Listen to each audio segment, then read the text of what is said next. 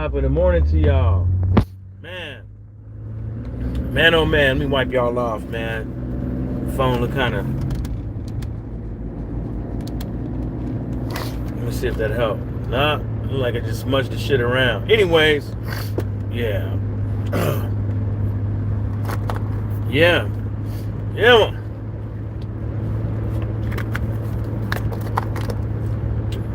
JARERD Anderson, huh? Got him a fight in Toledo. I bet it'd be at the Huntington Center. It's right downtown Toledo. It's very accessible from the highway, so that's a good thing. They already got loads of people in Toledo talking about this fight. Yeah, he's headlining the fight, but it ain't the best of opponents for a homecoming fight. But I must say this is a huge step up from the last opponent that he just fought. I don't know about Jerry Forrest but this guy is definitely a step above the guy he just fought. Well, a couple steps in my opinion.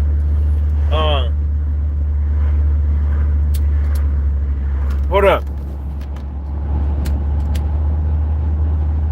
You know, some people I know that really don't pay attention to boxing,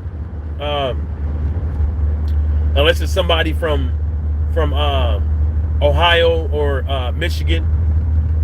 But people are kind of being dismissive of this Zhan guy. I don't know why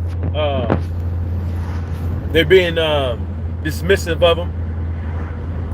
I think it's because a lot of people who really don't watch the sport of boxing don't know that being slow always don't mean that the person sucks or has no chance to win or lacks boxing abilities.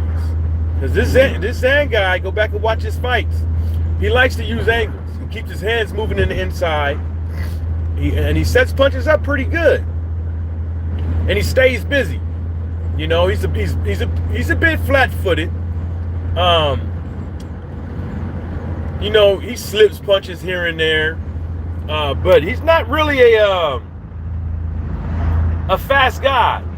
Faster than Joe Joyce, but he's not really a fast guy. The downfall that's going to beat to guys like that, like Zhan, is people that's going to jump on him and know how to keep their distance. You know what I'm saying? Because he's pretty much standing straight up. You know, they got the farmer's market that pops up. They just started, got the barbecue grill, all that shit. Yeah, one of them days I'm gonna go up over there, man. It's just that, you know, it's like one of them things, man. It's not that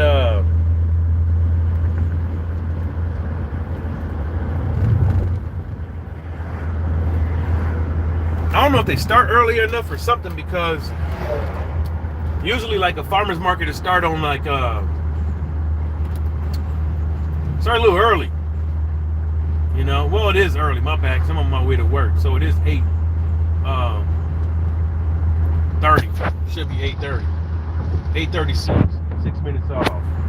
All right, making good time to work. But like I was saying, man, this Zhan guy, man, folks really do need to go back and watch the tapes on this guy, because he got a bunch of knockouts. I mean, I think he stopped Duopause. You know, and we all know that's a hard head dude. You know, and he's just slow on his feet. That's all. But he, you know, let's see how this goes. You know, he's slow on his feet, and he's fighting a fighter that can move around the ring, a heavyweight at that. You know what I'm saying? And Anderson been getting people up out of there too. So we're gonna see how this really goes.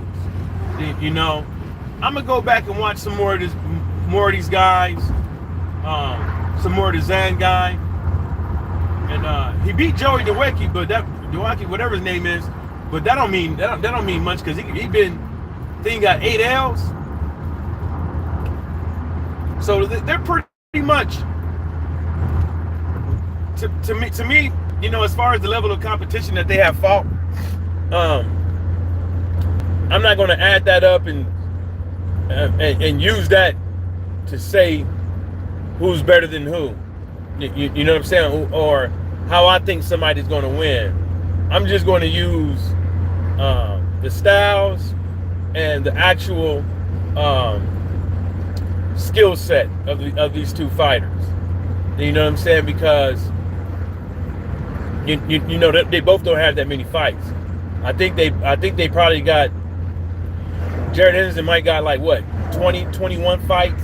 The other guy might have 20, 21 as well.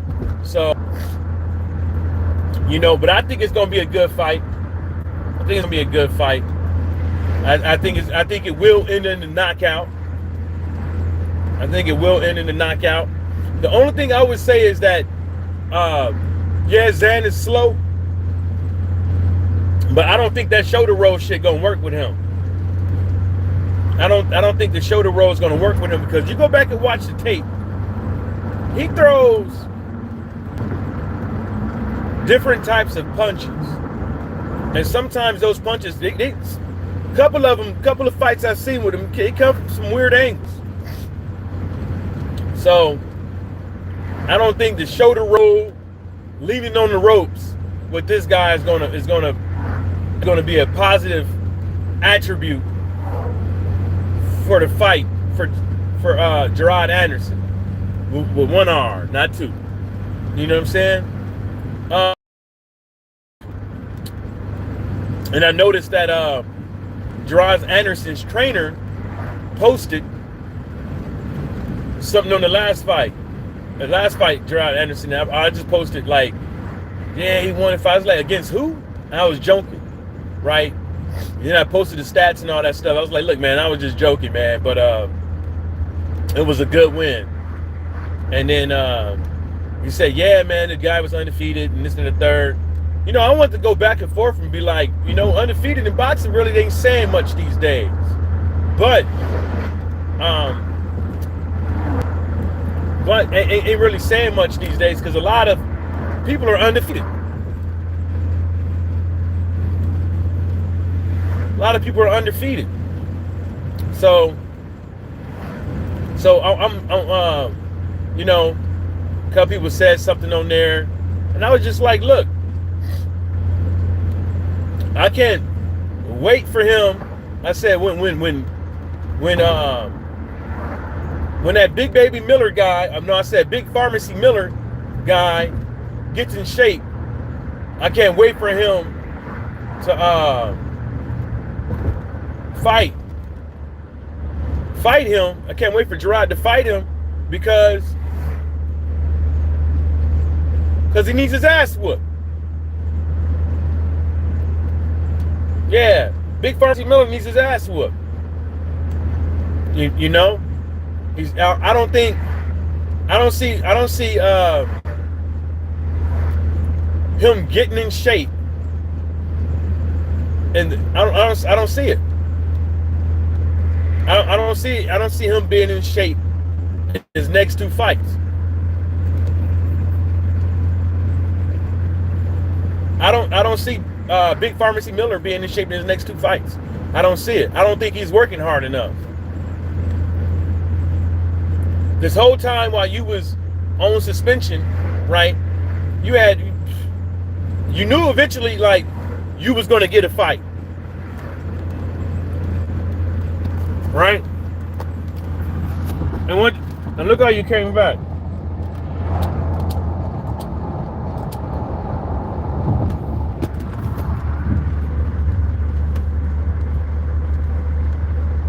He knew eventually he was gonna come back to boxing, and he had to show and he had to show people that, you know, he was about his business. and he couldn't afford a loss. And look how he came back. He lucky his opponent wasn't in shape. He lucky his opponent didn't put on the okie doke and then get in there. It looked like basically they found somebody. It looked like the matchmaker went out and asked somebody, like, hey man, you got a guy for me? And the guy was like, yeah, I got a guy for you. Wink. Somebody that's gonna lay down. Somebody that's not in shape. Somebody that you can just get in the ring and look good with.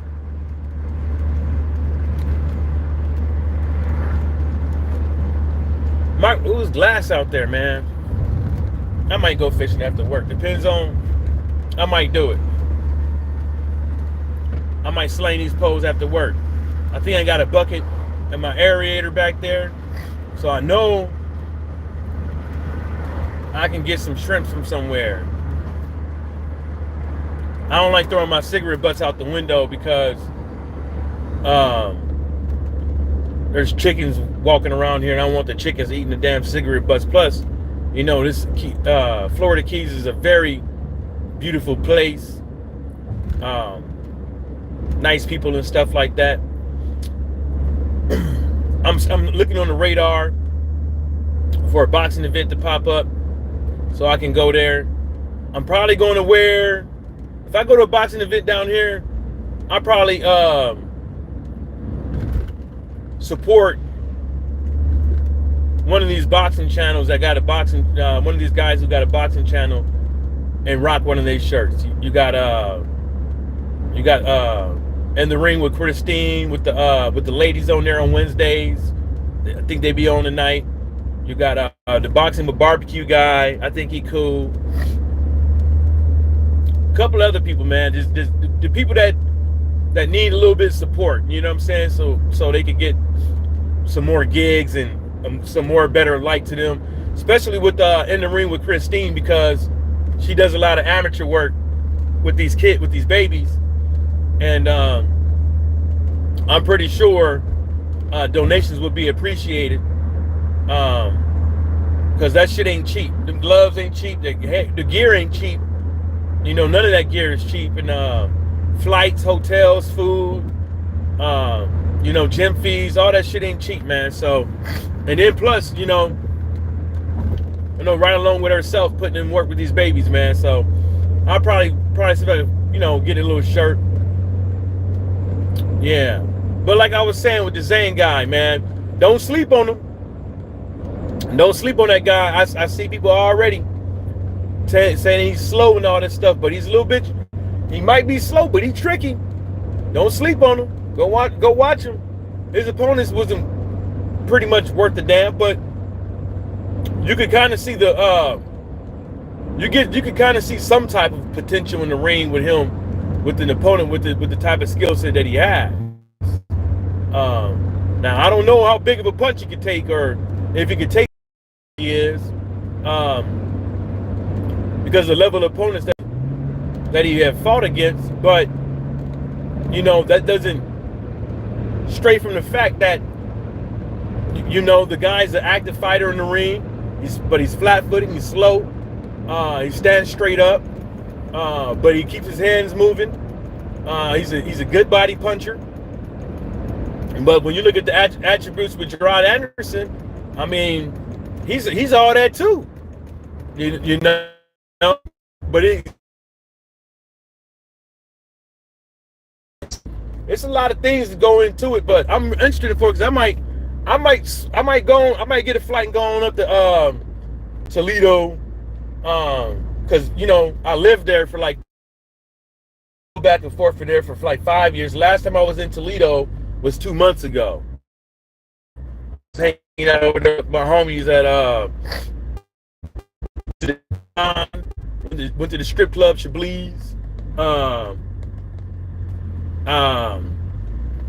Give me 1 second. I thought that car was going keep on. Fellas.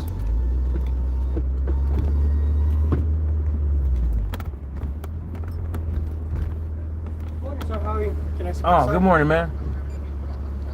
Thank you. Have a good day. Yep. Yeah, where was that? Yeah, I was at Chablis. the strip club. We all went there, me and the homies. I went to Grapevine to get the Grapevine. They have pretty good food. They give you a nice good salad there. Jamaican Spice, that's where I was at most of the time. Hanging out with my homies up over there.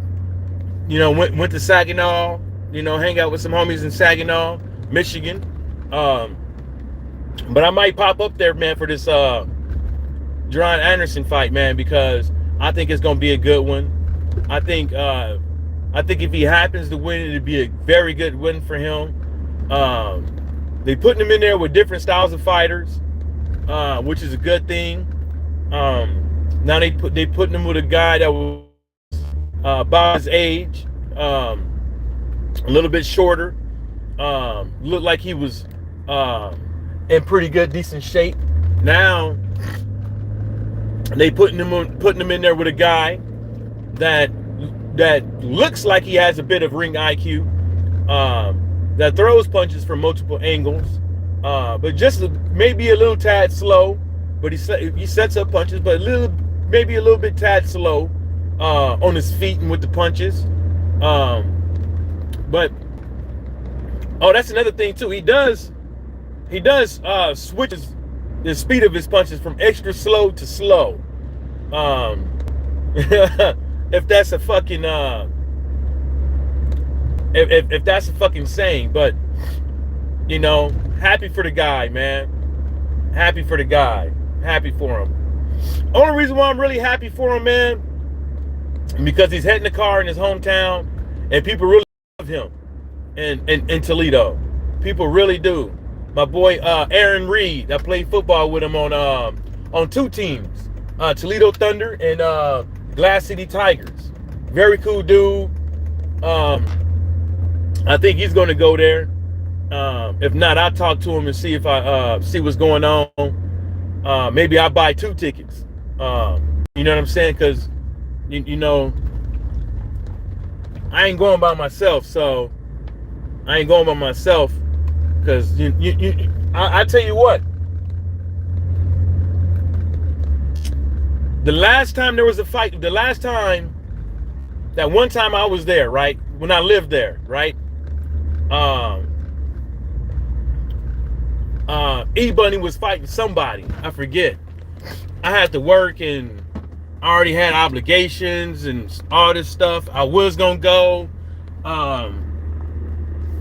If I was gonna go, but what happened? But I ended up getting home late. I ended up getting home like just in enough time.